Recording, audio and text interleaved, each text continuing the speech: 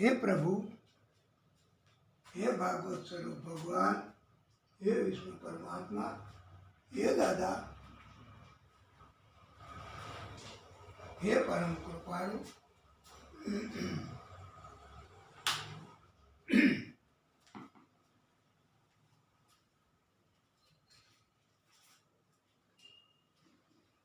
हे नारायण प्रभु, हे दादा,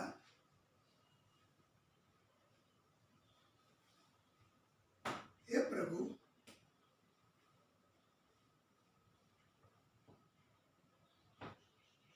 श्री हरि,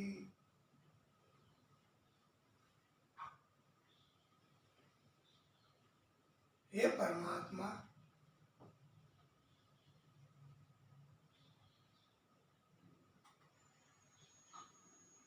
हे परम कृपालु,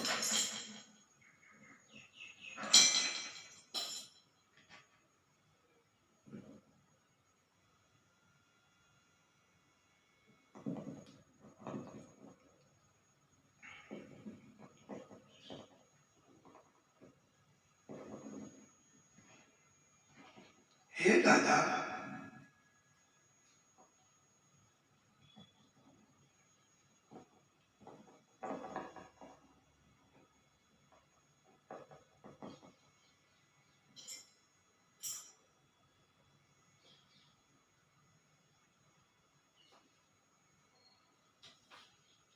ओम कृष्णाय वासुदेवाय हरे परमात्मने प्रणतक्लेश नाशाय गोविंदाय नमो नमः।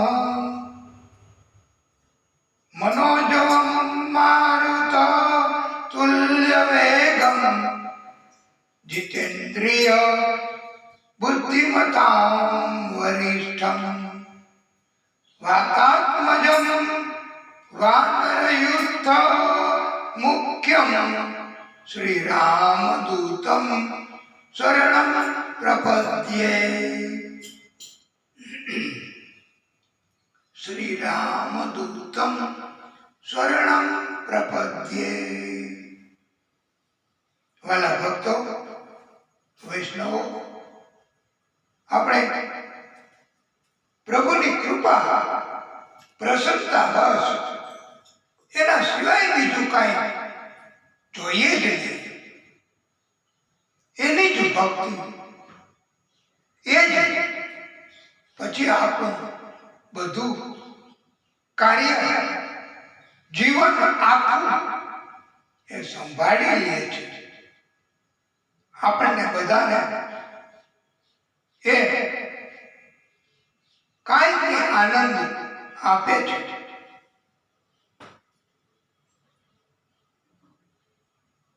ભક્તો કહે છે કે કોણ જાય દ્વારકા ને કોણ જાય મથુરા, કોણ જાય દ્વારકા ને કોણ જાય મથુરા, કોણ ગોકુળમાં જાશે રે, કોણ ગોકુળમાં જાશે રે, ડાકોરનો રાજા રાય રણ છોડ છે, ડાકોરનો રાજા રાય રણ છોડ છે, ઉર્મા આનંદ ઉભરાયો રે, ઉર્મા આનંદ ઉભરાયો રે, કોણ જાય દ્વારિકા ને કોણ જાય મથુરા, કોણ ગોકુળમાં જાશે રે, ગોકુળમાં જાશો તો યમુનાજીના ઘાટ છે, ગોકુળમાં જાશો તો યમુનાજીના ઘાટ છે, ત્યાંથી વાલો મારો રાસ રચા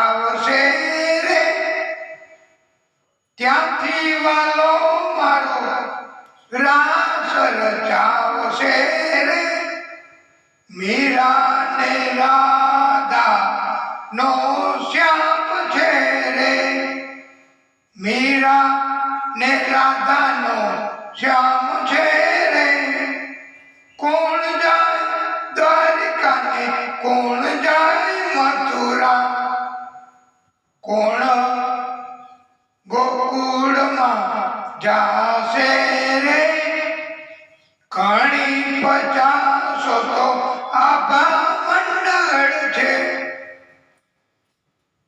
ખારા સમુદ્રને સોનાના દ્વાર છે, નાગર નરસૈયાનો નાથ છે રે, કોણ જાય દ્વારિકા ને કોણ જાય મથુરા, કોણ ગોકુળમાં જાશે રે, દાસ પ્રગટનો સ્વામી સાવળિયો, દાસ પ્રગટનો સ્વામી સાવળિયો, ભવરે સાગરમાંથી લીધો ઉગાર્યો, ચરણ કમળમાં રાખ્યો રે, કોણ જાય દ્વારિકા ને કોણ જાય મથુરા, કોણ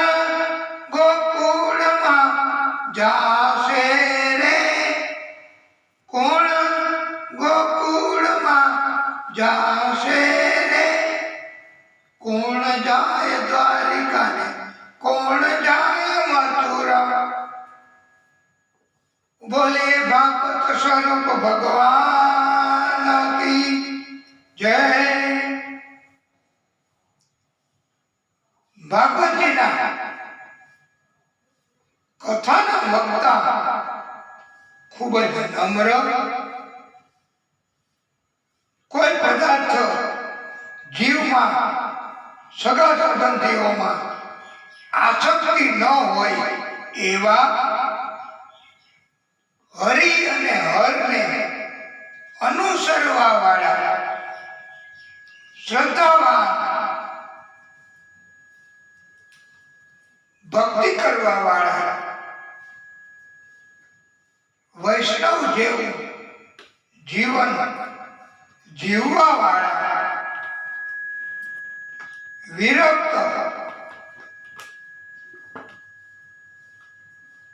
બધા જ ધર્મને માનવા વાળા બ્રાહ્મણ વેદો તથા શાસ્ત્રોનો અભ્યાસ કરી શકે તેવા ધીર ગંભીર તથા વિષય વસ્તુને સબ્જેક્ટ મેટરને વળગી રહે એવા, એટલે કથા ચાલતી હોય તો કથાને પછી એક બાજુ મૂકીને મહિલાઓને પસંદ પડે એવી વાત કરવી, પોતાની વિકૃતા પ્રસક્તિ કરવી, વારે વારે જુદા જુદા પ્રકારના એવા રાગ ઉપરના કીર્તનો રજૂ કરવા, વારે વારે રાસ લેવડાવવા, વારે વારે આ જુદા જુદા રાજકીય ક્ષેત્રોની તથા જુદા જુદા માણસોની વાતો કહેવા માંડવી, એમનો વિરોધ કરવા માંડવો, કોઈની કથાઓની વક્તાઓની ટીકાઓ કરવી, એ વિષયની દૂર જતું રહેવાની કથા ગણાય છે। વક્તાશ્રીએ પોતે પોતાની કથા એ શ્રોતાઓને સમજાવવાના છે। કોણ શ્રોતા શું કરે છે, કોણ શ્રોતા કેવું કેવું પંડાલમાં સામે બેસીને વર્તન કરે છે એ વક્તાશ્રીએ જોવાનું નથી કે એની કોઈ નોંધ વક્તાશ્રીએ રાખવાની નથી.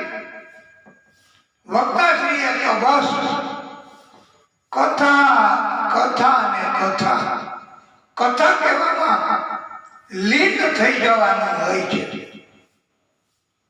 એમને પોતાની પણ શુદ્ધ બુદ્ધ સભાનતા હોતી નથી.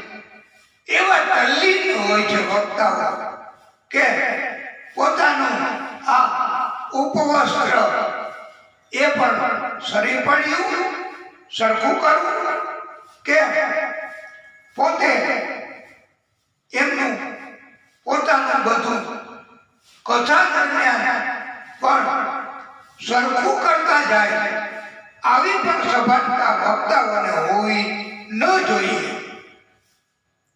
લાલચ ન હોવી જોઈએ. સમય કથા કહેવાનો હોય તો કથા સિવાય બીજું કંઈ કહેવું નહીં. વિષયાંતર કરવું નહીં.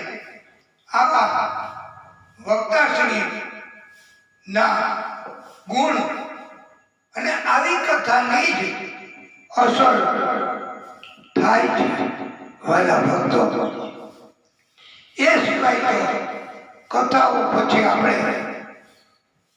એમ કહીએ ને કે ઘણાને એવો અનુભવ થતો હશે કે ઘણી કથાઓ સાંભળી પણ કઈ અસર થતી નથી.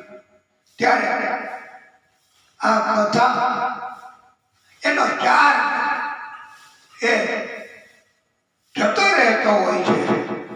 કથા એ વ્યક્તિલક્ષી, ગ્રુપલક્ષી, જાતિલક્ષી બની જતી હોય છે.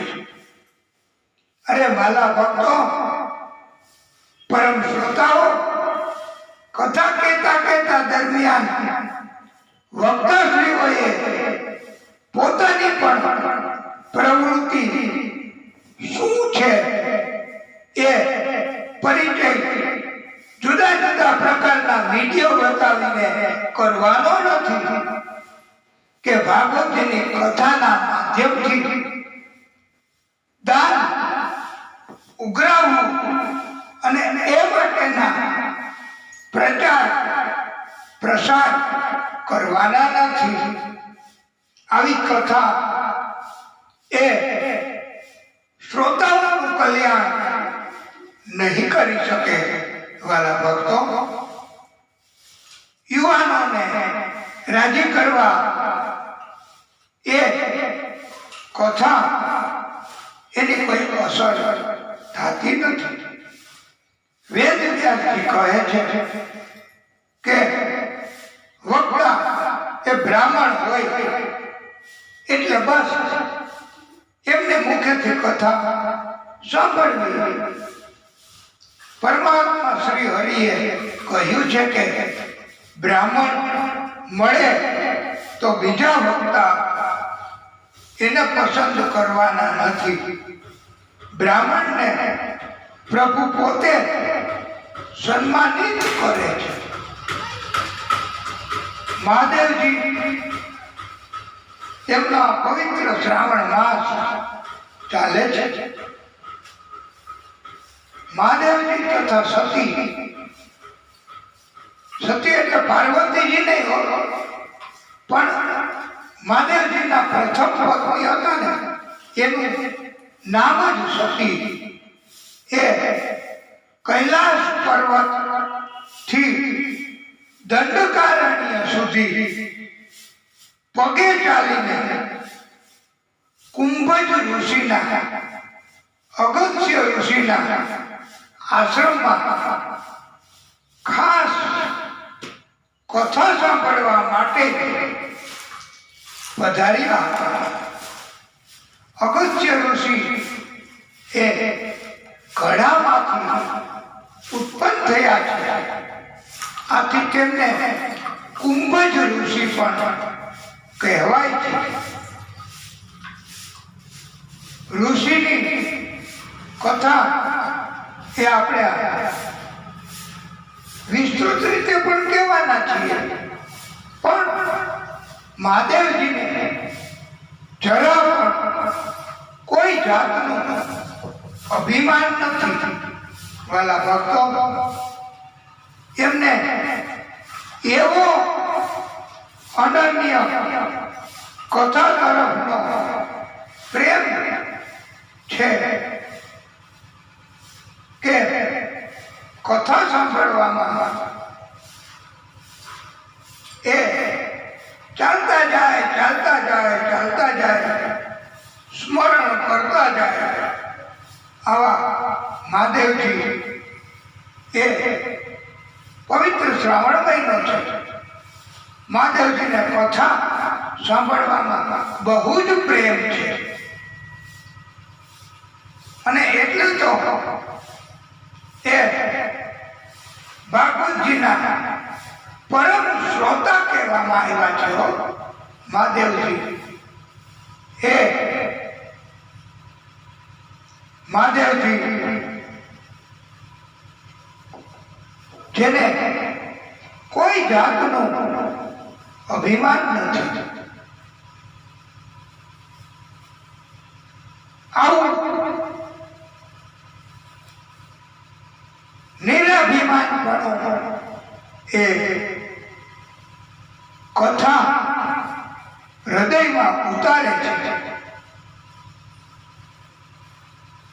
કથા સાંભળવા બેસું એટલે જેમ મોબાઈલને સ્વિચ ઓફ કરી દેતા હોય છે, એવી રીતે આપણે આપણા મનના બધા જ વિચારો,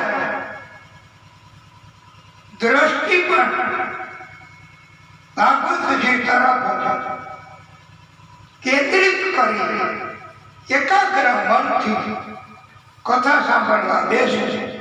બધું જ ડિલીટ કરી નાખવું તો કથા એ કથા કહેવાય. એ કથા ભક્તોને અસર કરે, ભક્તોના સંકલ્પોને સિદ્ધ કરનારી બને છે. નહીતર તો કળિયુગમાં વાલા ભક્તો કથા એક બાજુ રહી જાય અને બીજી બધી વાતો કહેવાની શરૂ થાય અને પછી સમય પ્રમાણે તો રામ જન્મ, કૃષ્ણ જન્મ, કપિલ જન્મ કરાવવાના હોય છે, વામન જન્મ કરાવવાના હોય છે. તો પછી વિષયાંતર થાય, બીજી બધી પ્રવૃત્તિ કથા દરમિયાન એમાં સમય બગડે. પછી કથા એ ટૂંકાવીને માત્ર સ્પર્શ કરતા કરતા કહેવી અને વારે વારે એમ કહેવું કે મારી પાસે સમય નથી એટલે હું આ કથા વિસ્તારથી નહીં સંભળાવું. આવું એ વિવેકપૂર્ણ ગણાતું નથી. વાલા ભક્તો, વક્તાશ્રીએ બેલેન્સ રાખીને વિગતવાર વ્યાસ આસન ગ્રહણ કરતા પહેલા કથાનો અભ્યાસ કરીને કેટલી કથા કેટલા પ્રમાણમાં કહેવી એ ગોઠવીને કથા કહેવાની છે. અને આવી કથા કહેવાનું કમ્પલ્સન બોજો વક્તાશ્રી ઉપર મૂકવામાં આવ્યો છે.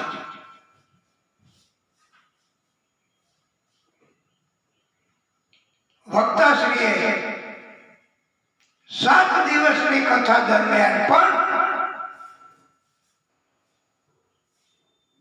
કથા સિવાય શક્ય હોય ત્યાં સુધી બીજું કાંઈ કહેવાનું નહીં કે જુદી જુદી પ્રવૃત્તિઓ કરાવીને, કીર્તનો રાસ કરાવીને સમય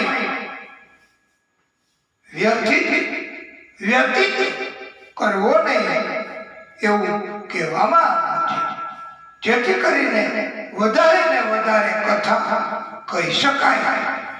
અલબત્ત ક્યારેય કોઈ ગીત, ગોપી ગીત એ તો અથવા કોઈ કીર્તન પ્રભુના વિચારો જાગૃત કરે એવું રજૂ કરવું તો કથા એ કથાની અસરકારકતા વધે છે.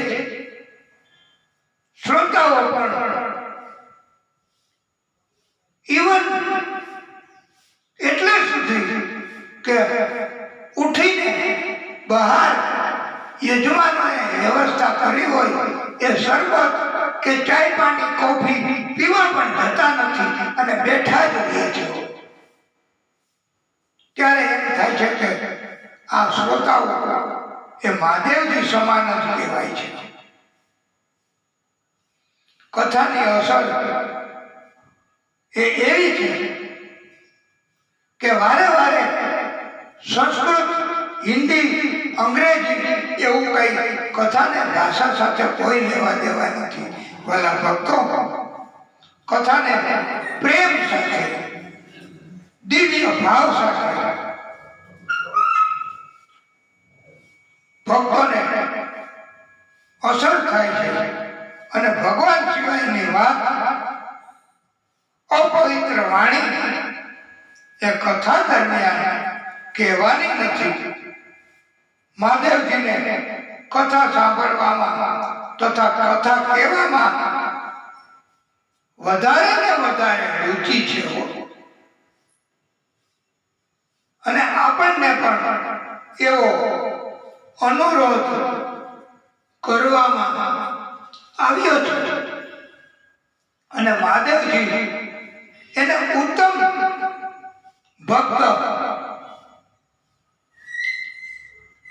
શ્રોતા અને વક્તા અને મહાદેવજી આદિશક્તિ સ્વરૂપ છે. એમને આપણે આ શ્રાવણ મહિનો દિવ્ય સત્સંગ, દિવ્ય કથા એટલે મહાદેવજીને આપણે સ્તુતિ વંદના કરીશું, એમનું સ્મરણ કરીશું. આપ પણ સાથે બોલાય તો બોલજો. હર હર શંભુ શંભુ, હર હર શંભુ શંભુ, શિવ મહાદેવ શંભુ શંભુ, હર હર શંભુ શંભુ, દેવા મહાદેવ શંભુ શંભુ, હર હર શંભુ શંભુ.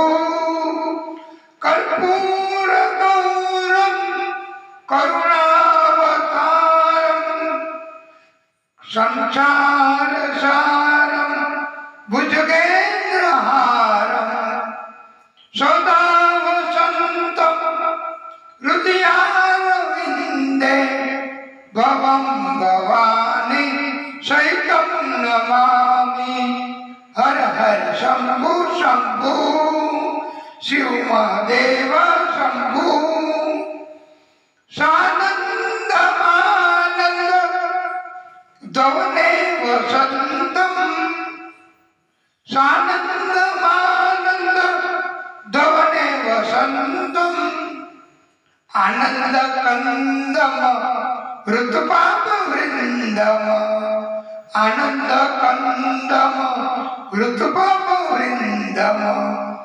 વારાણસીનાથ મમ નાથ નાથમ, વિશ્વેશ્વરમ નાથમ શરણમ પ્રપદ્યે. હર હર શંભુ શંભુ, શિવ મહાદેવ શંભુ. અવંતિકાય વિતવતા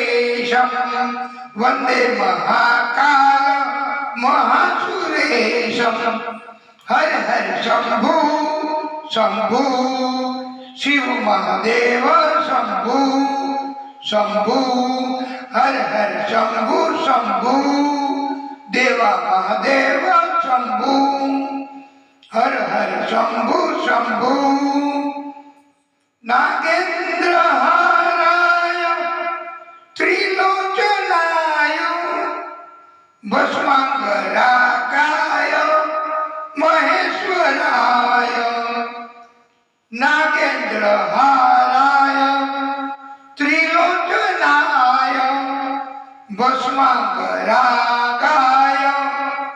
महेश्वराय नित्याय शुद्धाय दिगंबराय तस्मै नकाराय नमः शिवाय नित्याय शुद्धाय दिगंबराय तस्मै नकाराय नमः शिवाय हर हर शंभु शंभु शिव महादेव शंभु शंभु हर हर शंभु शंभु देवा महादेव शंभु।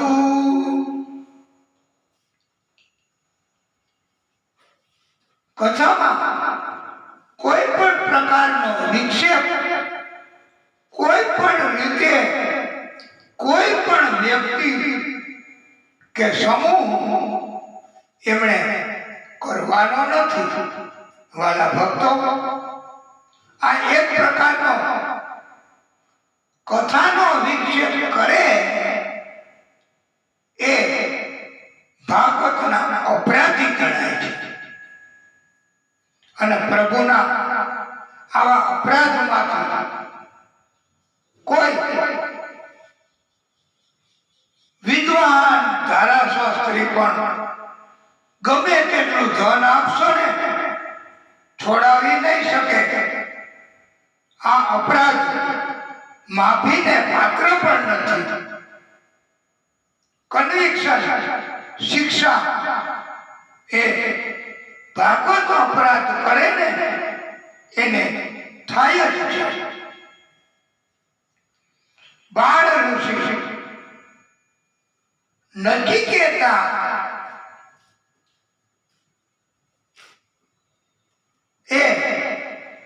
એના પિતા ઉદાલક ઋષિને એક વખત કહ્યું કે પિતાશ્રી, આપ મારું દાન કોને કરશો? સંતાનો પણ સંપત્તિ જ કહેવાય। ત્યારે પિતાએ ગુસ્સો કર્યો અને કહ્યું, તારું દાન યમરાજને કરીશ। પછી તો પિતાની ઈચ્છા એટલે બાળ ઋષિ નચિકેતા એ સ્વયં યમરાજની પાસે પહોંચ્યા। યમરાજ ના દર્શન એમાં નચિકેતા ઋષિને પ્રતીક્ષા કરવી પડી અને અન્નજળ પણ ગ્રહણ કર્યા નહીં। આ તપ એનાથી યમરાજા પ્રસન્ન થયા છે અને વરદાન આપવા કહ્યું છે। ત્યારે બાળ ઋષિએ 3 વરદાન આપો એવું કહ્યું। પહેલું, મારા પિતા ઉદાલક ઋષિ એમનો ગુસ્સો શાંત કરી આપો.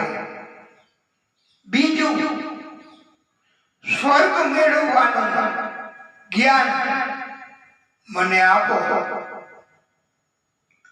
ત્રીજું, મૃત્યુ પછી આત્માની ગતિ કઈ છે? યમરાજાએ કહ્યું કે મૃત્યુ પછી આત્માની ગતિ ક્યાં? એ ત્રીજું વરદાન તમે છોડી દો તો એના બદલામાં તમે જેટલા કહો તેટલા વરદાન આપીશ. ત્યારે બાળ ઋષિએ કહ્યું કે મારે તો એ જ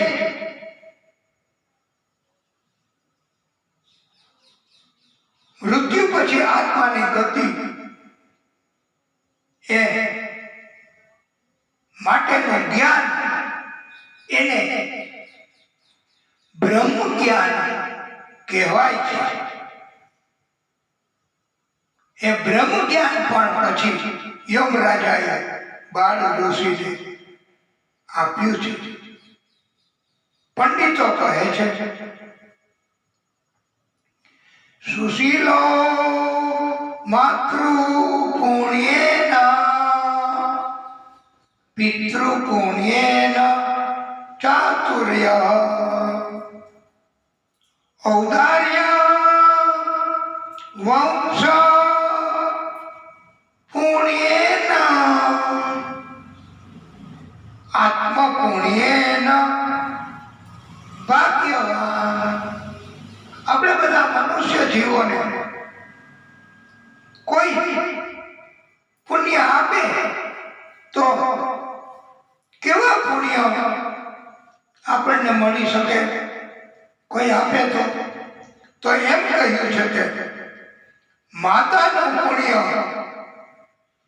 જો મળે તો સુશીલ સંસ્કારી બની શકાય. પિતાનું પુણ્ય મળે તો ચતુર બની શકીએ. વંશ પેઢીનું પુણ્ય મળે વારસાગત તો એનાથી ઉદારતા મળી શકે, ઉદાર બની શકાય. એટલે વહાલા ભક્તો, આપણે એમ કેવું કે અમારા પિતાશ્રી બહુ વિદ્વાન, બહુ મોટા કથાકાર, તો એનું પુણ્ય વારસામાં એ મળે નહીં. એનાથી તો માત્ર ઉદારતા મળે બસ, કે આની પેઢી તો જુઓ, એના સંસ્કાર, એના હિસાબથી એનામાં ઉદારતા છે, ઔદાર્ય છે. પોતાનું પુણ્ય કમાયા વગર, પોતે ભક્તિ કર્યા વગર, પોતે તપ કર્યા વગર, પોતે કોઈ રીતે ભાગ્યશાળી કે વિદ્વાન બની શકાતું નથી. ભક્તિ કરવી એ અતિ જરૂરી છે. પુણ્ય કર્મ કમાવા માટે સત્કર્મ કરવા અતિ જરૂરી છે. તો જ એવા કર્મોથી જ આપણને હંમેશા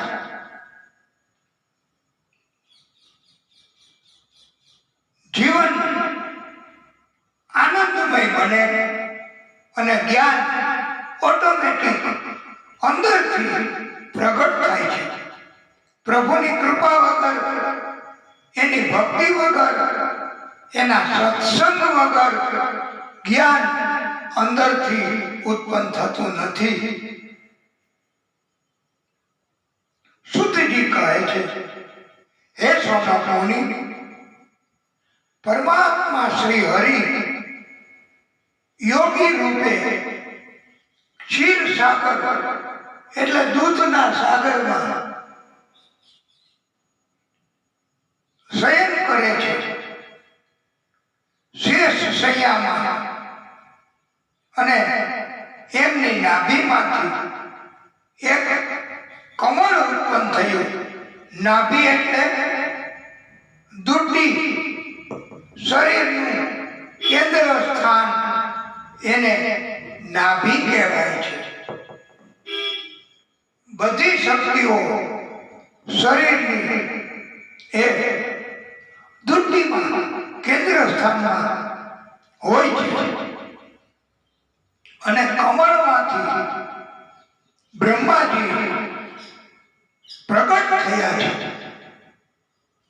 જેનામાં વધારે જ્ઞાન હોય એને બ્રહ્મા કહેવાય છે.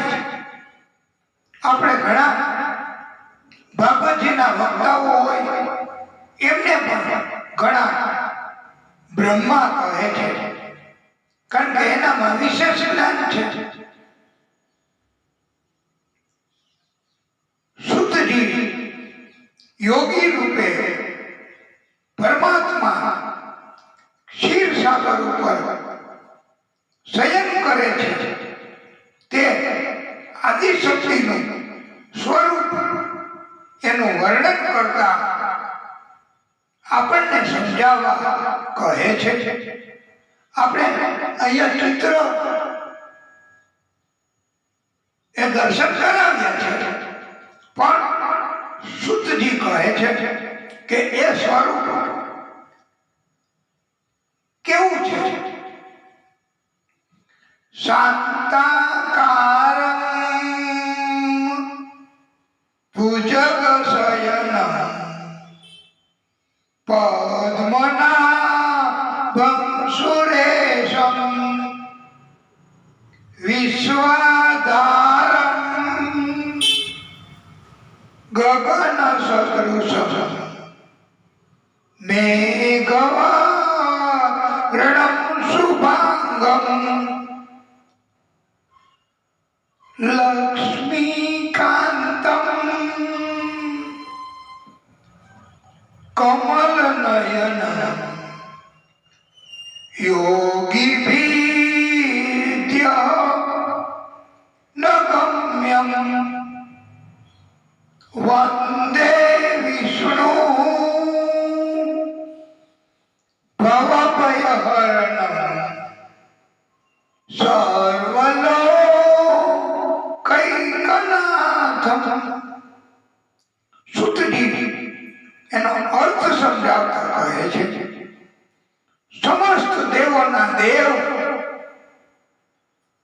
જેની નાભીમાંથી કમળ ઉત્પન્ન થયું છે, જે 7 આકારવાળા નાગની શૈયા ઉપર શયન કરનારા છે, જે આખા વિશ્વના આધાર સ્વરૂપ છે, જે આકાશ જેવા વિરાટ વિશાળ છે, જે મેઘ જેવા રંગવાળા છે, જે મહાલક્ષ્મીજીના પતિ છે, જે કમળ જેવા નેત્રોવાળા છે, જે યોગીઓની જેમ ધ્યાન મગ્ન છે,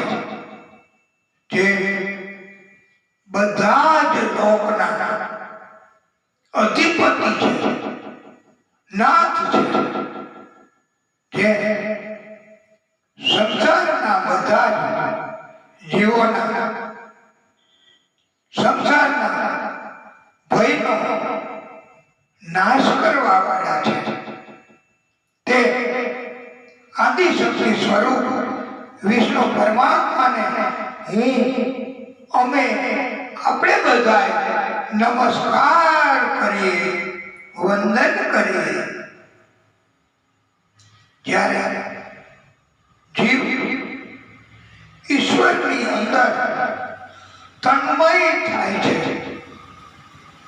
ત્યારે અંતર્મુખી બને છે. જે કાર્ય કોઈ કરે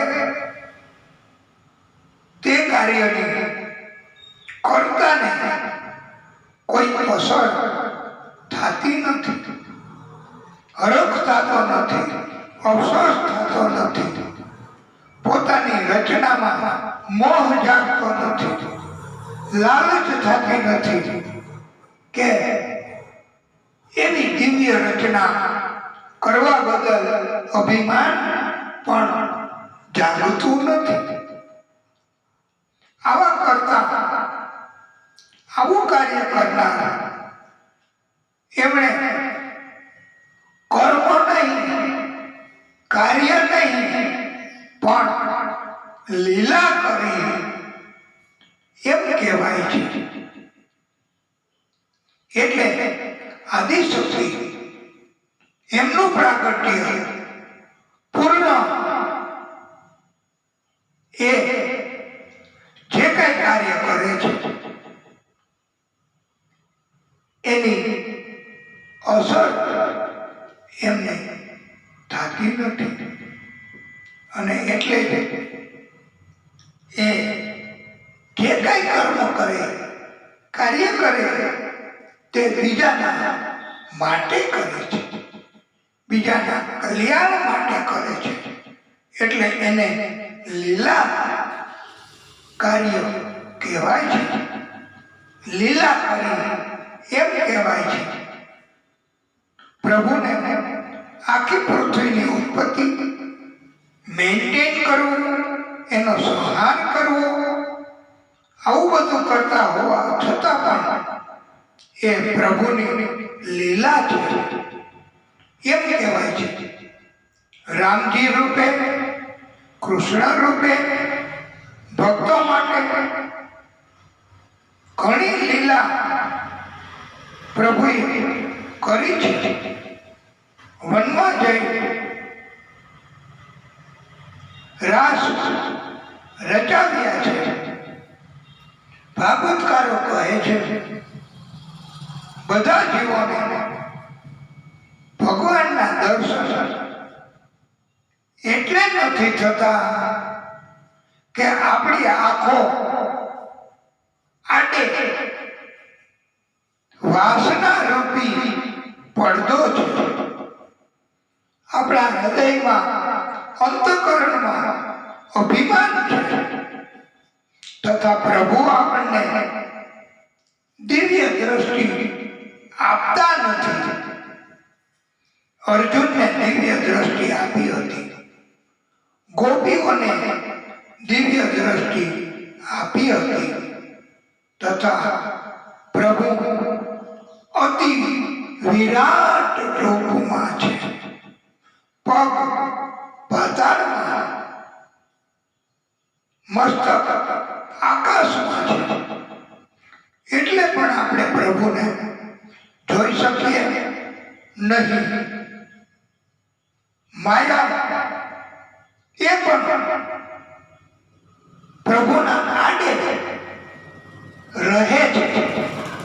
માયા પોતાનો પડદો પણ રાખે છે. એટલે આપણને પ્રભુના દર્શન થતા નથી. માયાનો પડદો આપણી વાસનાનો નાશ એ આ બધું ભાગવતજીની કથા એનાથી જ દૂર થઈ શકે છે. અને આપણને પ્રભુ દિવ્ય દ્રષ્ટિ આપે છે, પોતાની ઝાંખી કરાવે છે. એવા આ ભાગવતજીની કથાના સ્મરણ, ચિંતન, અધ્યયન એનાથી થાય છે. એવું આ ભાગવત કથાનું મહત્વ છે. પ્રભુના 24 અવતારો એની કથા ભાગવતકારોએ આમ તો જો કે પ્રભુના થાય છે, ગણી શકાય નહીં. પણ મુખ્યત્વે ઘણા પંડિતો 24 અવતારો કહે છે, ઘણા 10 અવતારો કહે છે, પણ મુખ્ય અવતારો એ ટૂંકમાં ભાગવતકારોએ સમજાવ્યા છે. સ એવ પ્રથમ દેવ કુમારમ સ્વર્ગમાં સ્થિતઃ ચચાર દુષ્કરમ બ્રહ્મા બ્રહ્મચર્ય મુક્તિતમ. પ્રભુએ પ્રથમ અવતાર સનાતન સનત આ નામ ધારણ કરીને 12 ઋષિ સ્વરૂપમાં ધારણ કર્યો છે. બ્રહ્મચર્યનો અખંડ રીતે પ્રભુએ આ સ્વરૂપમાં પ્રાગટ્ય કરી પાલન કર્યું છે. બ્રહ્મચર્યનું પાલન કરવાથી મન સ્થિર થાય છે, ભટકતું બંધ થાય છે. બ્રહ્મચર્યથી મન, બુદ્ધિ, ચિત્ત પવિત્ર થાય છે.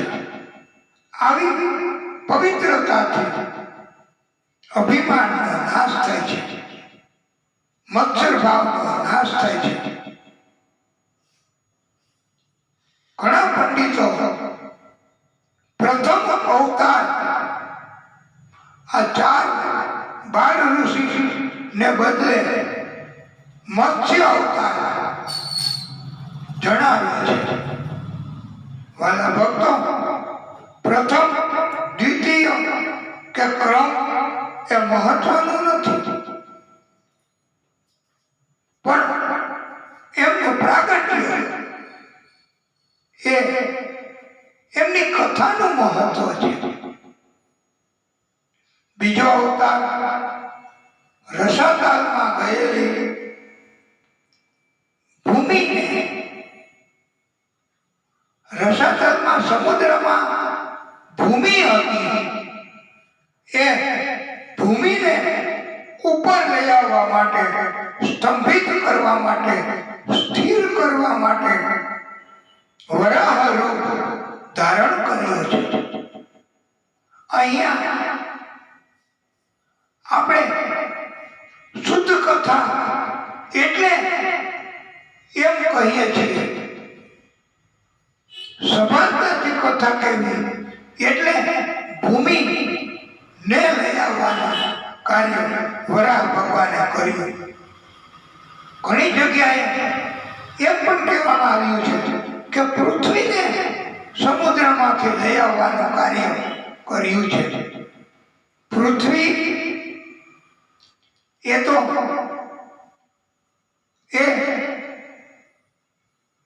એમને ક્યાંય કોઈ લઈ જઈ ન શકે,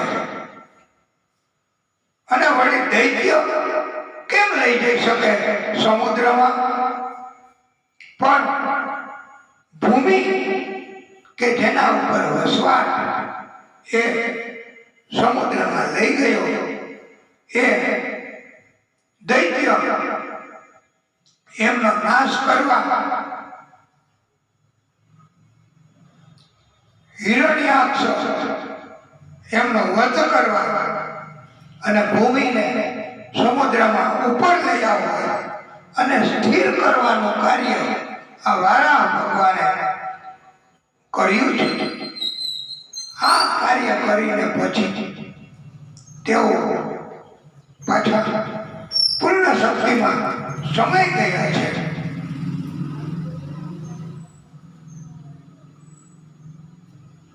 કથામાં ઘણા માણસોનો સહકાર જરૂરી છે.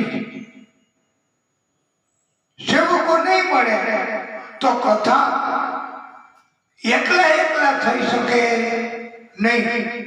ભાગવતજીની કથા ખર્ચ આપણે કરવો, ઉદારતા રાખવી એ પણ જરૂરી છે. અને એવા સંજોગોમાં જો લોભ આવે તો કથા માંડી વાળી શકાય એવું બને છે. માટે લોભને રોકે ઈ આ વારા સ્વરૂપ છે. નેગેટિવ વિચાર એને રોકે ઈ આ વારા સ્વરૂપ છે. વરા ભગવાનની કૃપા થાય એટલે આ લોભ નાશ પામે છે, નેગેટિવ વિચારો દૂર થાય છે અને કથાનું આયોજન કરી નાખો પછી પ્રભુ સંભાળી લેશે એવી હિંમત આવે છે. ત્રીજો અવતાર દેવર્ષિ નારદ રૂપે કર્યો છે.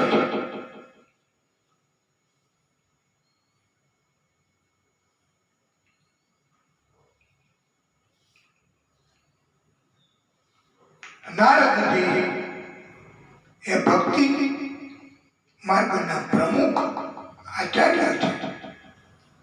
ચોથો અવતાર પ્રભુએ નર નારાયણના રૂપમાં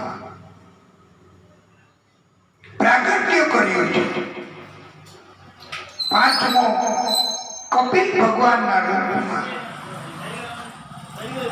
એ આપણે આપણી આ સત્સંગની કથા એમાં આ કપિલ ભગવાનનો અવતાર પણ પછી કરવાનો છે. એમણે સાંખ્ય શાસ્ત્રનું જ્ઞાન આપ્યું છે. છઠ્ઠો અવતાર દત્તાત્રેયના રૂપમાં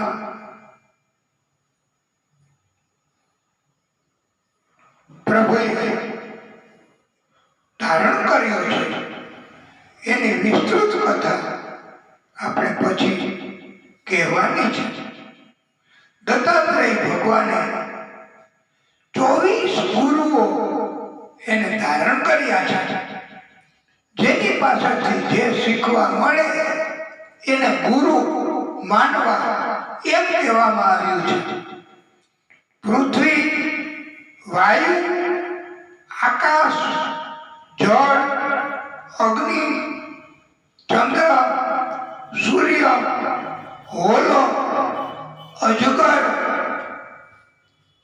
મધુદૂત, હાથી, માછલી, વેશ્યા, હરણ, યોગીજનો, પતંગિયું, મધુમાખી, ભમરી, પછી રૂપ, રસ, ગંધ, શબ્દ, સ્પર્શ આ ઇન્દ્રિયો, ટીટોડી, બાળક, કુમારિકા, લોહાર, સર્પને પણ ગુરુ બનાવ્યો છે. એમ થાય કે સર્પ પાસેથી શું શીખવાનું મળ્યું? તો સર્પની પાસેથી પણ દત્તાત્રેય સ્વરૂપના કહેવાથી એકલા રહેવાનું શિક્ષણ મળ્યું છે. કરોડીઓ એમની પાસેથી પણ શીખવાનું મળ્યું છે. સાતમો અવતાર રુચિ પ્રજાપતિ તથા તેની પત્ની આકૃતિના માધ્યમથી યોગ્ય ભગવાનના રૂપમાં ધારણ કર્યો છે. આઠમો અવતાર વૃષભદેવ તરીકે, નવમો અવતાર પૃથુ ભગવાન તરીકે, દસમો અવતાર મત્સ્ય રૂપે, 11મો અવતાર કાચબા રૂપે, 12મો અવતાર ધન્વંતરીના રૂપમાં,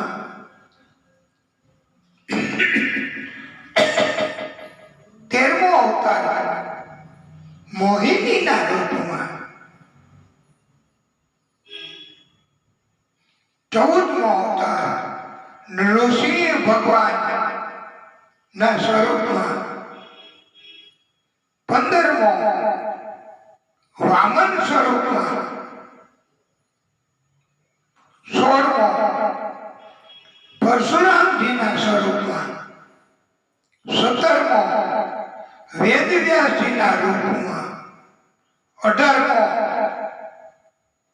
રામજીના રૂપમાં, 19મો બલરામજીના રૂપમાં, 20મો અવતાર કૃષ્ણના રૂપમાં,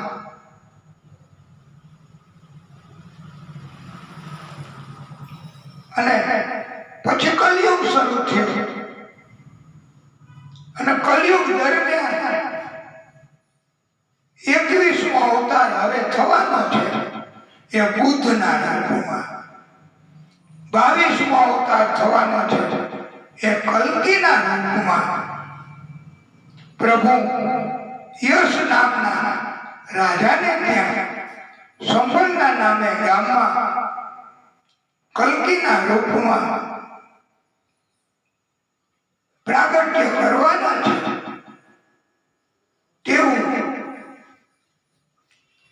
અગમ વાણી સ્વરૂપે પણ ભાગવતકારોએ કહ્યું છે.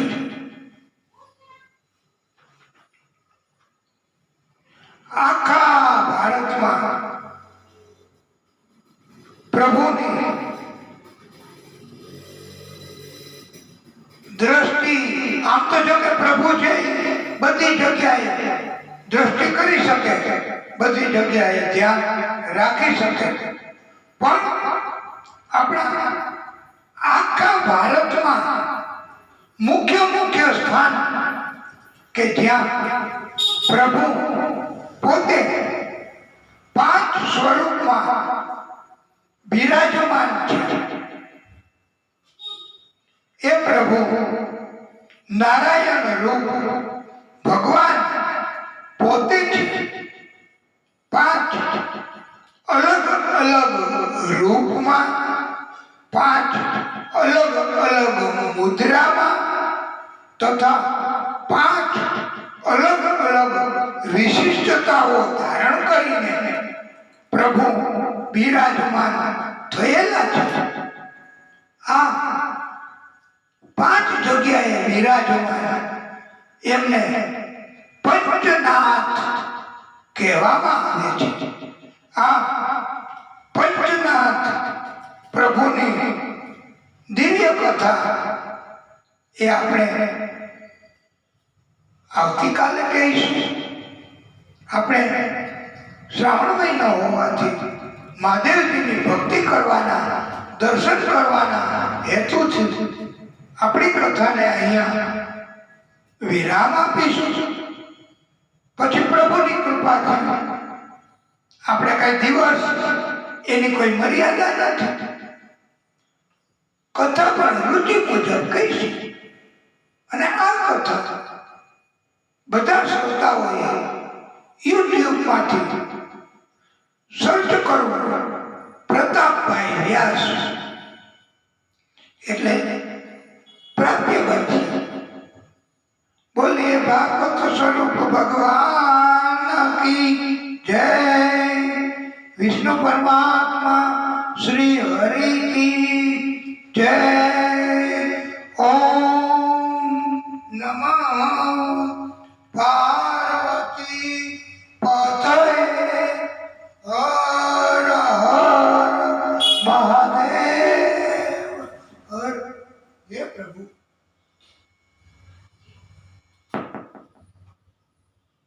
હે દાદા,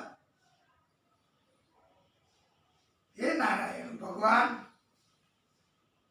હે વિષ્ણુ પરમાત્મા,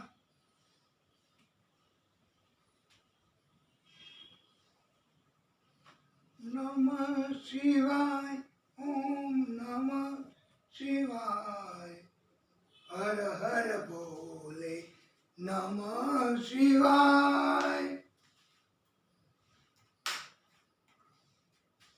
हे प्रभु, हे भागवत स्वरूप भगवान, हे विष्णु परमात्मा, हे दादा, हे परम कृपाळु,